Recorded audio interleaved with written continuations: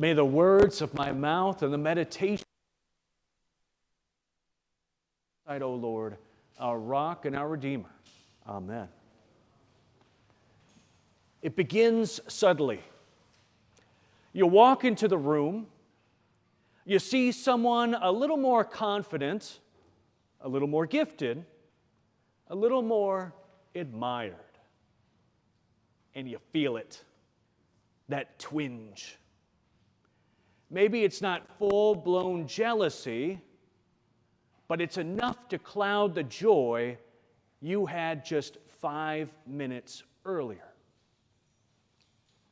That is how envy works.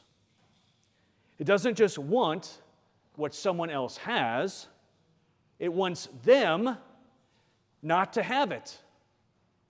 And soon you are not living your life. You are measuring someone else's. In today's readings, both Cain and the Pharisee look sideways. And when they do, they lose sight of the God who was right there in front of them. And envy takes root, and grace is missed. It starts with worship. Cain brings his offering, and Abel brings his.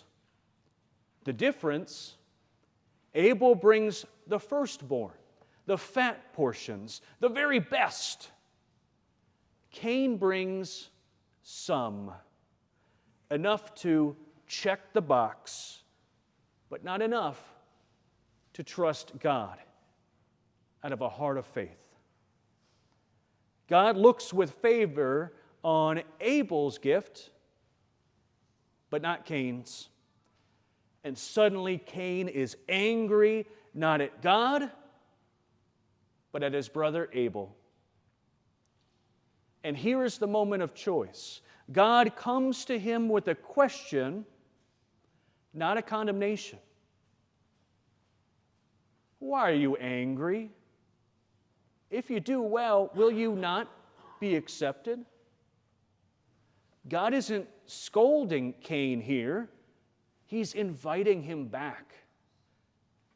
But Cain, he can't hear it. Not over the sound of his resentment. So he leads his brother into a field, and the world's first murder happens in the soil that envy had already poisoned. Envy doesn't just hurt the envied, it destroys the one who envies. And Cain, once the firstborn, the favored, the one with every chance, is now a marked man, haunted by the brother he couldn't stand to see succeed. Now fast forward to another place of worship. Two men come to pray. One stands tall, the Pharisee, confident, polished, rehearsed. He begins, God, I thank you. Which sounds like a good start, right? But the thanks is only a smokescreen. I thank you that I'm not like other people or like this tax collector. This isn't a prayer, it's a performance. This is a man not talking to God, but talking about himself and about someone else. He's envious, not because he wants the tax collector's life. I can assure you he doesn't. But it's because he cannot stand that someone like that just might be welcomed by God. And then the tax collector speaks. If you can call it speaking, the text just says he beat his breast. God, be merciful to me, a sinner. Simple. No comparisons, no complaints, just confession. And Jesus says, that man, the one who looked like he did not belong, he went home justified. The Pharisee, he came so full of himself, he could only leave empty of God's grace, because there was no room left in that inn. The real issue in both stories is this: they forgot that grace was for them too. Cain forgot that God was still speaking to him. The Pharisee forgot that the temple was not a stage, but a sanctuary. Both believed a lie, that God's kindness was limited. That if Abel or the tax collector found favor, it must mean less for them. But that's not how grace works, is it? Grace is not a pie that you can slice up and divide. It is a well that never runs dry. And yet envy whispers the lie that someone else's blessing is a threat to yours. That someone else's joy is evidence of your loss. That God is more generous to them than to you. And once that lie takes root, the heart becomes restless. So what breaks the grip of envy? Well, its corresponding virtue, contentment. But not the thin kind of contentment that just says, I'm fine with what I have. No, I mean the deep, durable contentment that comes from knowing that Christ is enough for me.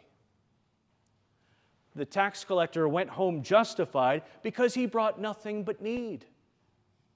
And Christ meets need with mercy. Cain could have offered his anger to God and found mercy. The Pharisee could have admitted his emptiness and been filled. But both refused to live in the truth. And envy grew in the place where grace was supposed to live. So the cure is not to try harder, or to fake humility, or to pretend that we are not bothered. The cure is to come to the cross. There we see the only one who had every right to stand tall, Christ himself, kneel down to lift up sinners. There, we stop asking, what does Abel have that I don't? And start saying, what kind of God gives himself away like this? Contentment is not found by looking sideways. It's found by looking up to Jesus. Cain looked at Abel, the Pharisee looked at the tax collector, and both went home angry, empty, and lost. But the tax collector, he looked to God. God, be merciful to me, a sinner. And he went home justified.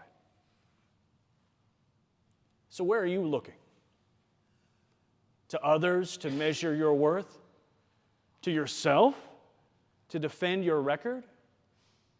Or to Christ, who alone gives the contentment the world cannot offer? Envy will tell you that you are not enough, but grace will tell you that Jesus is. And when you know that, you don't need to look sideways anymore. You can look up and walk home at peace. I pray that today you do. Amen.